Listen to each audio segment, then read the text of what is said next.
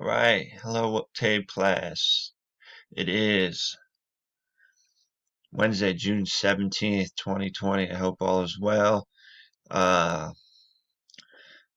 everybody's doing good. We got 15 minutes to go through this lesson. Today we're going to do connotation. First of all, I'd like to throw a disclaimer. Yesterday, nobody told me happy birthday. So, you know, I see how it is. I see how it is. I'm just kidding. All right, let's get into this. All right. We're going to talk about for the next few days connotation and denotation. So let's just jump right into it. You need to know this for your tape test. Not a whole lot on there, but it's a skill we've still got to go over. All right, so let's first jump into a video. As usual, it's going to be just a short video to go over connotation and denotation. All right, so watch the video, and I'll be right back.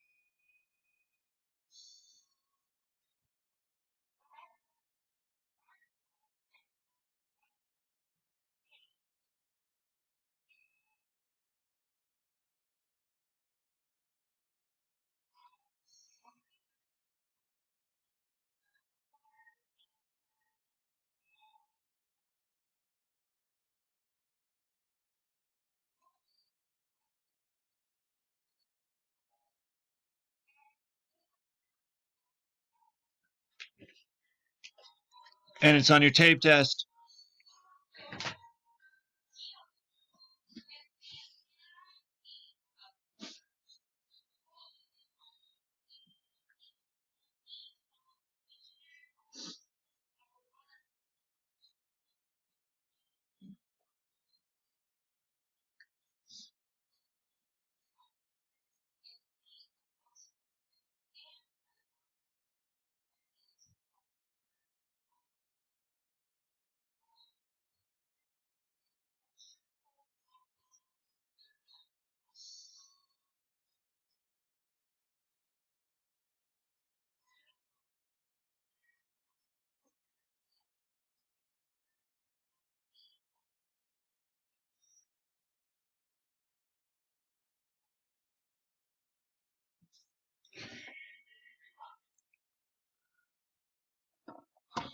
All right,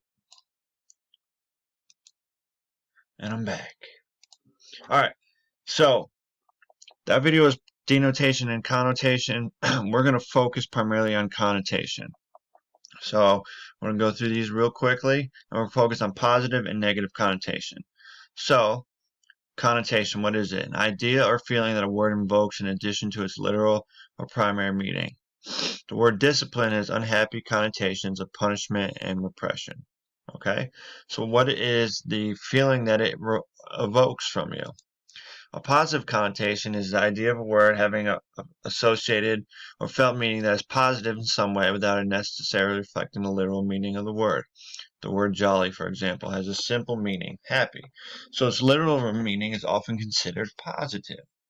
All right? And then a negative connotation is the opposite, something that has another idea attached to it that is regarded as bad. The dominant meaning of the word or punishment may be perfectly fine, but the other meanings attached to the word might be negative. So what's the difference? It's a shaded meaning that is not in the precise definition of a word.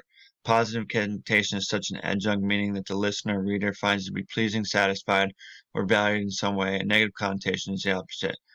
So, in a nutshell, connotation, words that have positive meanings, as opposed to words that have negative connotations or negative meanings.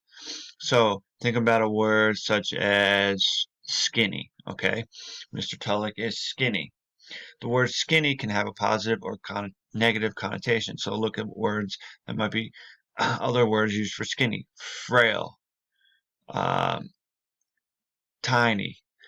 Those things have negative connotations, whereas as thin might have a positive connotation. So let's look at a couple of the differences. The word thrifty. Positive might be he spends money wisely. If someone's thrifty, they could also be called cheap. Sometimes people call me thrifty. I like to use the word thrifty. You ask some people in my life, they might call me cheap. Strong-willed could be determined, could also mean stubborn. Good self-esteem, proud of the work well done, or they're conceited, right? If someone has good self-esteem, they can be cocky or conceited, or they can be proud of what they've done. Tall and slender could also mean slim, anorexic, frail, fragile, all those. Or eager could be enthusiastic or impatient. All right, so it's all about how you use the word. So let's talk about a neutral meaning or a neutral connotation. Neutral connotations are those descriptive words that don't have positive or negative implication, basically devoid of most emotions. So we've got positive, negative, and neutral. So if we look at a neutral meaning of some of the same words we just went over, thrifty, a neutral meaning might be economical. Negative might be miserly or okay. So youthful. A neutral connotation could be young. Negative could be childish. Hilarious. Neutral would be laughable. Negative would be ludicrous. So see how words can have different meanings by the words you use, all right? These are the difference in connotation that you need to know. It's pretty straightforward stuff, but it's going to be a good review because, yes, it will be on your tape test. So let's look at what we're going to do in IXL. Everyone's going to get on IXL. Please, everyone is going to get on IXL. All right, so which phrase has a more negative connotation? Is it a box filled with documents or a box crammed with documents? Give you a couple seconds. Crammed, right? Crammed has a negative connotation. If you think about the word crammed, what does it mean? You're throwing stuff in as opposed to it being filled. Which word has a more positive connotation? Willful or resolute?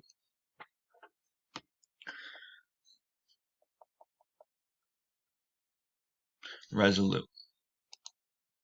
Which one has a negative connotation? Scrutinizing someone else or studying someone else's outfit? All right, think about the word studying or scrutinizing.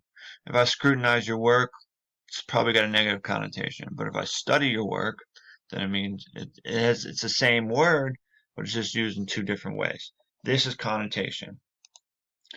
One more, which phrase has a positive connotation, peculiar or unique. If you call somebody peculiar, it's probably not a good thing, right? But if they're unique, then more of a excuse me, it's more of a positive connotation. Okay, so one lesson in IXL on this. This is connotation, and this is what you need to know for your TABE. Okay, so if we pull up our IXL, remember we go into IXL, you'll see this box that says recommendations. Click on this box. 75 skills suggested. They keep getting more and more every day. As you can see, I put positive and negative connotation. I want everyone to try to get 100 on their SMART score. This is under the level D skill path. So if you want to go there and practice, you can go there too. But I put it under, again, I put it under skills suggested by your instructor. Just one more time so you all know where you can go. Recommendations, skills suggested by your teachers. I have 75. Some of the other teachers might have more. But as you can see, I don't take them away. So every lesson we've done through virtual learning, I've put up there figurative language. We've got figurative language. We've got text structure, main idea, supporting details, facts and opinion, connotation. All right. So here's my plug. The skill path for IXL is set up primarily for your TABE test. So the more you practice IXL, the more prepared you're going to be for your test. So if you finish connotations and you want to review, go back and review. Remember, you're going to earn TABE hours. So some of you are going to have those 60 hours when you get back and be ready to test. So be prepared when you get back to your class to test. Do as much as you can. We're going to be back to center before you know it. And it's going to just all come real quick. So I know we're doing this virtual learning right now. It can be a little difficult for some people, but the more you practice, the more prepared you're going to be. I can promise you that. All right. So, as always, make sure you're filling out your attendance, taking your lessons. I'm using these for my evaluations and case notes that I'm doing. If you have any questions, please contact me. Let me know. Tell me how you're doing. Things are going. Um, and everyone have a great day. And I will talk to everyone soon. All right. Bye.